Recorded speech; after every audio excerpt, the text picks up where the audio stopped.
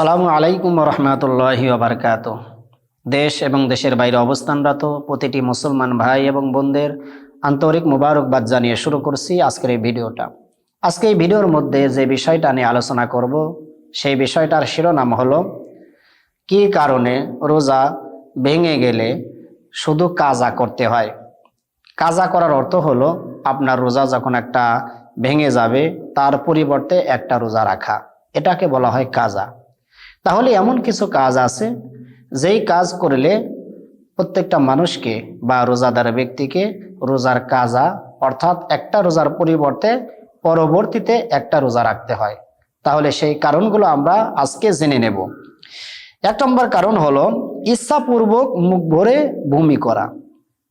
কোনো মানুষ যদি ইচ্ছাকৃতভাবে মুখ ভরে বমি করে তাহলে তার রোজাটা ভেঙে যাবে, আর এই রোজা ভাঙার কারণে তাকে পরবর্তীতে একটা রোজা কাজা করে দিতে হবে।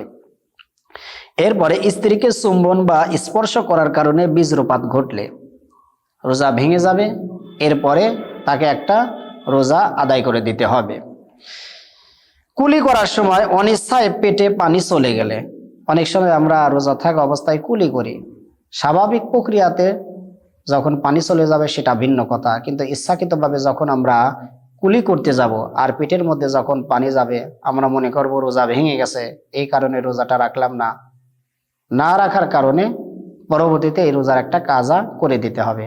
আর আপনার মনে নাই আপনি রোজাদার, কিন্তু আপনার পেটের মধ্যে সামান্যতম পানি অনিচ্ছাকৃতভাবে গিয়েছে, সেক্ষেত্রে রোজার কোনো সমস্যা হবে না। এরপরে সন্ধ্যায় বিবেচনায় সূর্যাস্তের পূর্বে ইফতার করলে, অনেক সময় দেখা যায় আমাদের গ্রাম অঞ্চলে সূর্য এখনো ডোবেনি বা ইফতারের সময় হয়নি, অনেক মানুষ ইফতারের 10 মিনিট আগে ইফতার করে ফেলেছে।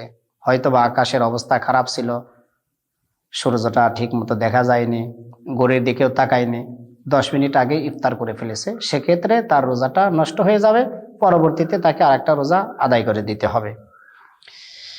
শরীরে ঢুস নেওয়া, শরীরের মধ্যে কোনো ঢুস ব্যবহার করা যাবে না।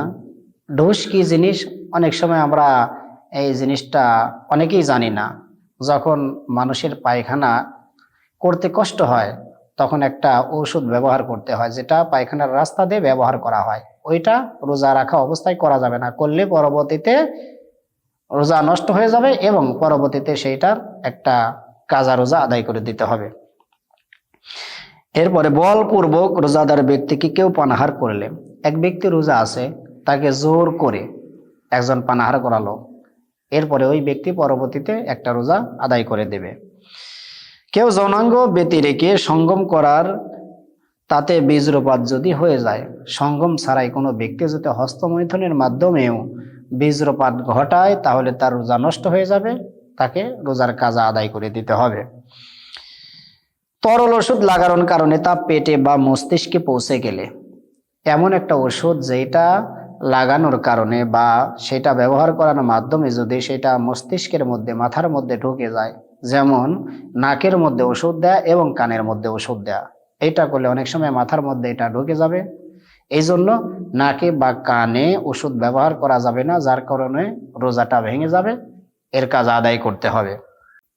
সুবহে সাদেক মনে করে ভোরে পানাহার করলে, অনেক সময় সাহরি খাইতে সুবহে সাদেক হয়ে গেছে, সাহরি খাওয়ার সময় শেষ, তারপরে অনেক মানুষ সাহরি খায়, অর্থাৎ সময় শেষ, এরপরে কোনো ব্যক্তি যদি সাহরি খায় তাহলে তার রোজাটা হবে না, পরবর্তীতে তাকে কাজা আদায় করে দিতে হবে।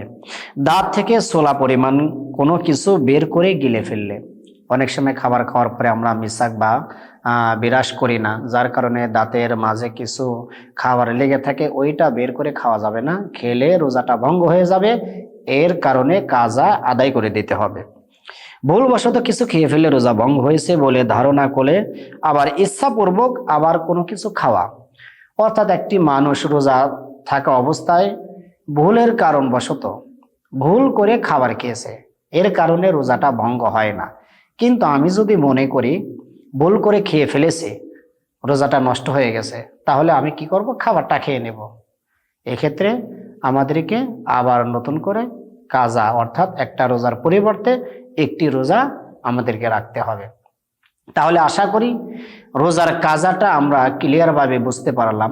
অর্থাৎ যেই সমস্ত বিষয়গুলো বলা হলো এইগুলো কারো মধ্যে যদি প্রকাশ পায় তাহলে অবশ্যই একটা রোজার পরিবর্তে রমজান মাস চলে যাওয়ার পরে একটি করে রোজা রাখতে হবে। এটাকে বলা হয় রোজার কাজা।